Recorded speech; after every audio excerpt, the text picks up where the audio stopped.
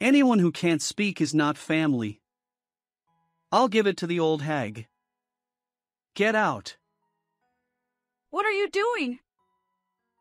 I pushed aside my son and daughter-in-law, embraced my granddaughter, who was holding her cheek in pain, and glared at them. My unrepentant son and daughter-in-law continued to berate their speech-impaired daughter.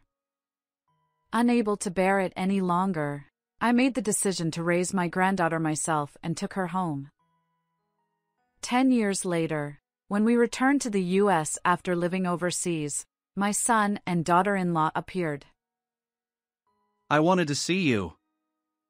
Aren't we family? Let's live together.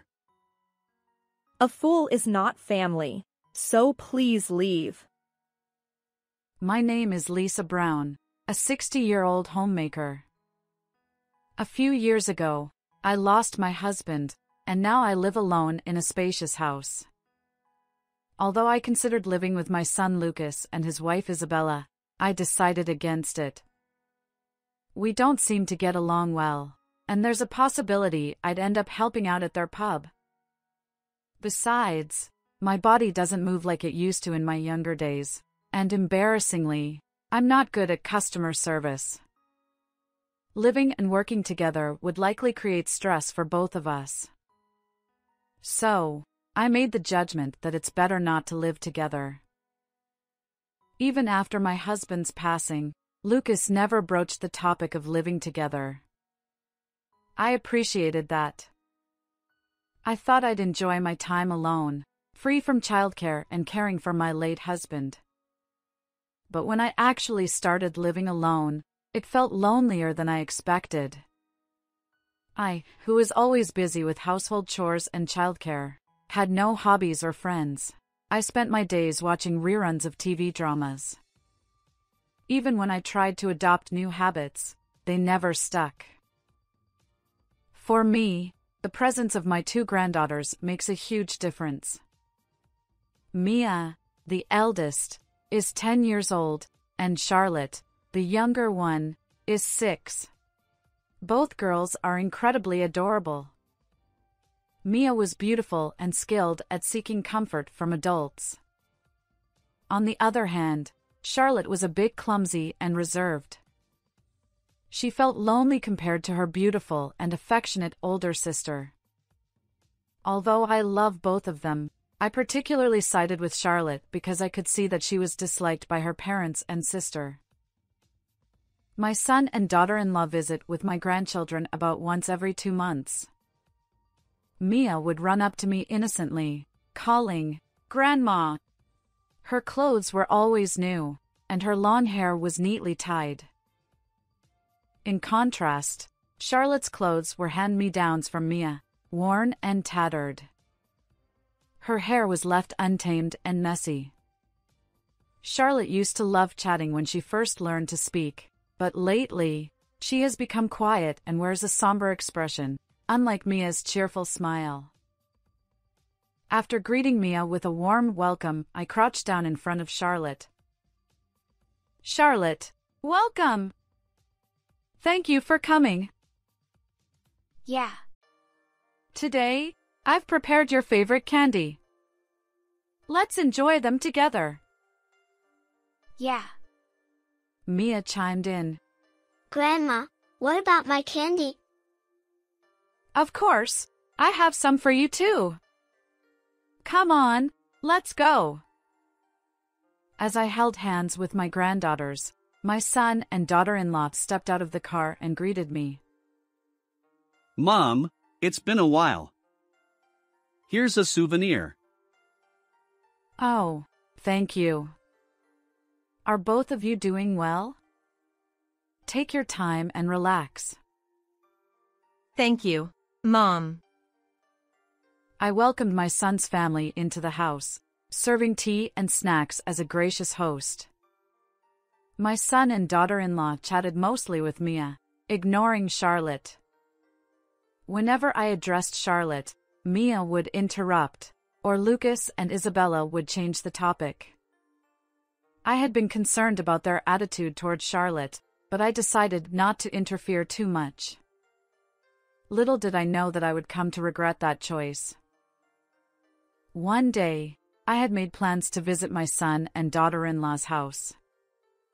I brought along candy that my son, daughter-in-law, and grandchildren liked. As I reached their home, I extended my hand to ring the doorbell, but at that moment, I heard Lucas's angry voice from inside. Why don't you say something instead of staying silent? Startled, I placed my hand on the doorknob, and the door easily swung open.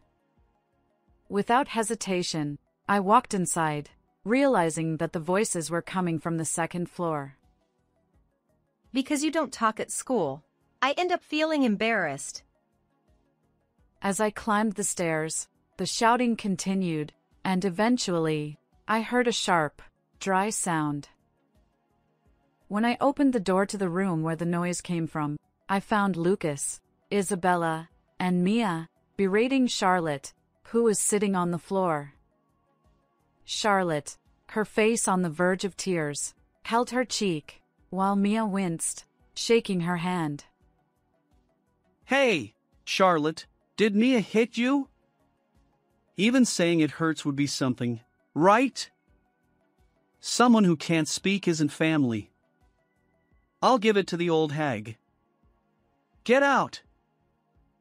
What are you all doing?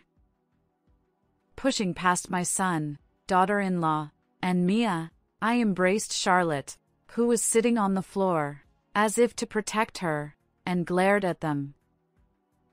The three of them momentarily looked surprised, but quickly regained their composure. Mom, what are you doing barging in like that? You should have rung the doorbell first. Exactly. Isn't that rude? Who's being rude here? Surrounding a young child and showering her with insults. Lucas, you're her father, aren't you? Aren't you ashamed to treat your child roughly? And Mia, why did you hit your sister? I raised my voice, scolding Mia for the first time. She flinched momentarily. But She lowered her head. Isabella pulled Mia close, hugging her protectively. Don't blame Mia. She glared at me. I met her gaze firmly. Supporting Mia, who had hit her sister, was not the right response for a mother. Watching this scene, Lucas pointed at me and shouted. What are you thinking, Mom? Stay away from that fool. The real fool is all of you. Apologize to Charlotte. Ha. Who's going to apologize? Neither Lucas nor Isabella nor Mia showed any signs of remorse. They mercilessly berated Charlotte. In my arms, she looked vacant, weakly gripping my clothes. Without overthinking it, I lifted Charlotte and declared, I'll raise her. She won't stay here. Leaving the astonished trio behind, I stormed out of the room. Lucas, who had been standing there dumbfounded, ran up with a smirk. Mom, you're a lifesaver. I had no idea how to handle her anymore. As I rolled my eyes at my son's words, Isabella appeared from behind. She clutched a tattered small suitcase and a school backpack. These are Charlotte's belongings. Take care of her from now on. With that, Isabella roughly handed over the bags. Charlotte and I both looked up at my son and daughter-in-law. Clearly, they were delighted that Charlotte was leaving the house. I left the house without saying anything, utterly exasperated. Both of us returned home in silence. As I stepped into the entrance, I gestured for Charlotte to come inside. She sniffled and wiped her nose. Peering into Charlotte's face, I saw her biting her lip, tears streaming down. I hugged her tightly, soothingly patting her back. Charlotte, you've been through so much. I'm sorry I couldn't help you until now. But it's going to be okay. From now on, Grandma is on your side. I'll protect you. And so, I began living with Charlotte. Perhaps due to the wounds inflicted by her parents, she doesn't speak. Even attempting a simple good morning doesn't yield any words. According to her school teacher, she can't communicate with classmates or teachers either. Worried, I took her to the hospital for an examination. The diagnosis: selective mutism. The doctor speculated that the intense stress from her parents and sister had caused severe anxiety and fear, rendering her unable to speak. Now that her environment has changed, with time, she might eventually find her voice again. On my way back from the hospital, I bought a cute notebook and pen for Charlotte. All right, Charlotte. If you ever want to convey something to me or anyone else, write it down in this notebook or draw pictures. And little by little, practice saying the written words out loud to communicate with others. I explained. Charlotte promptly opened the notebook and began writing with the pen. As I silently watched, she showed me the page. It read, "Thank you, Grandma," along with a drawing of my face.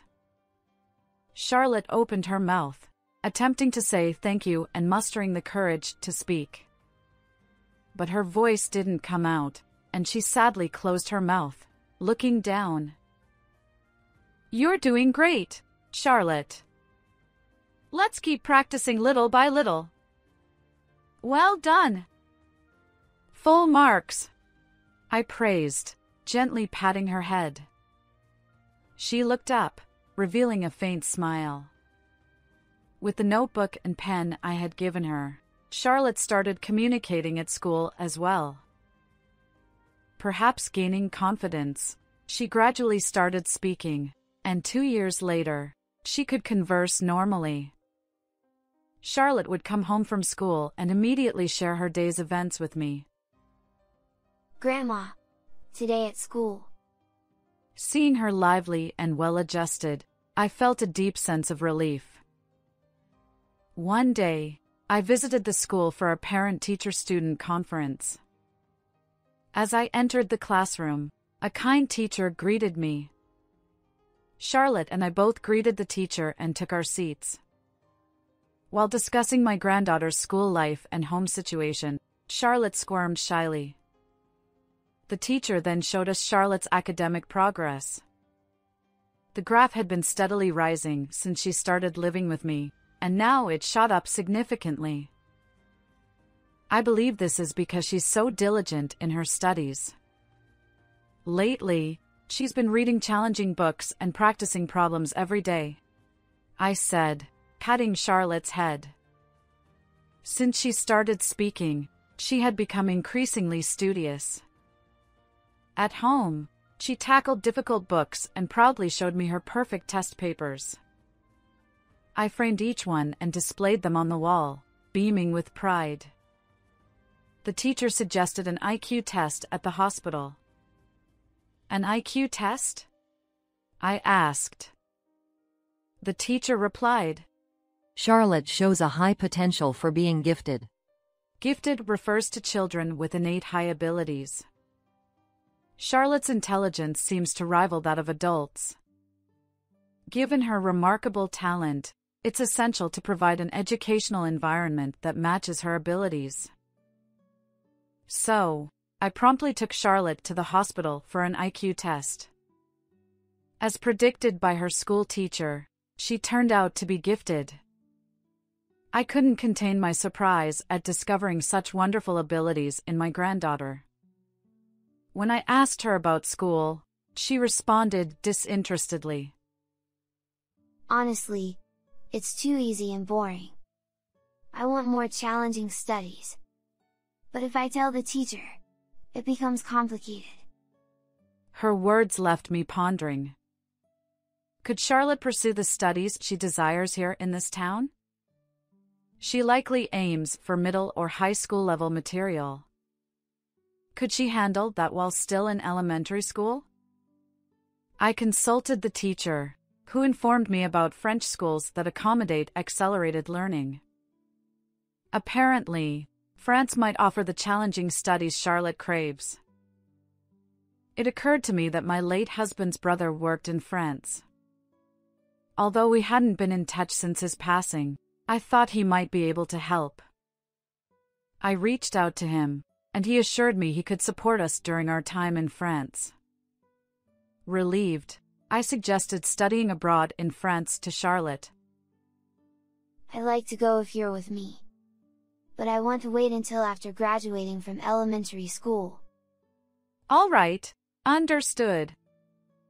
Until you graduate, I'll make sure to learn some French too. With that settled, Charlotte smiled, reassured. She created many memories during elementary school and successfully graduated. She exchanged contact information, allowing her to connect with friends even overseas. I kept the study abroad plans a secret from my son and daughter-in-law.